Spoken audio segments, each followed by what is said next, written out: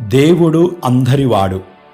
క్రీస్తునందు ప్రియులారా, విశాల హృదయముతో మంచి కార్యములు చేయు వ్యక్తులకు ఎవరి ప్రశంసలు అవసరం ఉండదు. మానవులముగా మనకు తోటి వారి ప్రోత్సాహం అవసరం. ఒకరినొకరు ప్రోత్సహించుకునేట ద్వారా గొప్ప కార్యాలు చేయగలము.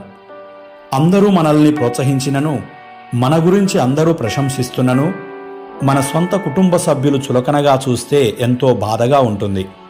ప్రపంచమంతా గుర్తించినా మన సొంత గ్రామ ప్రజలు గుర్తించకపోతే మనసు నొచ్చుకుంటుంది కదా.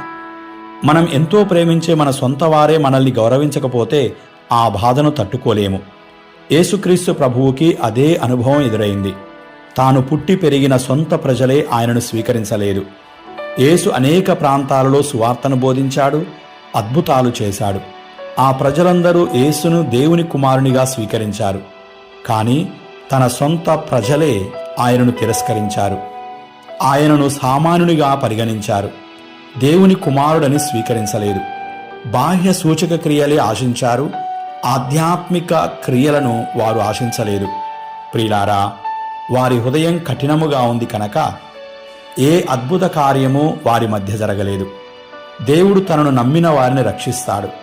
దేవుడే తన ప్రజల సన్నిధికి వచ్చాడు.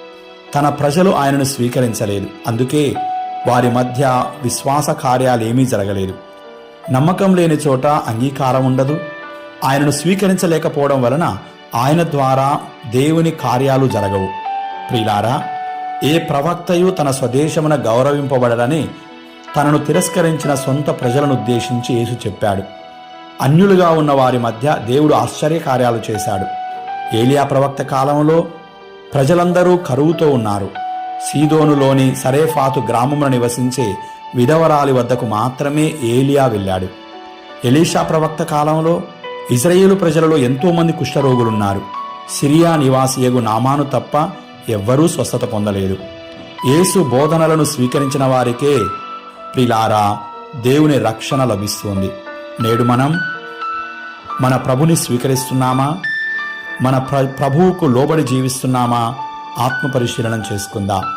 దేవుడు తనను నమ్ముకున్న వారికి ఎప్పుడూ తోడుగా ఉంటాడు. ప్రభువు మనతో ఉన్నాడు, మనం ఆయనతో ఉన్నామా? దేవుని రక్షణ వరాలు సమృద్ధిగా మనకు లభించునుగాక. ఆమేన్.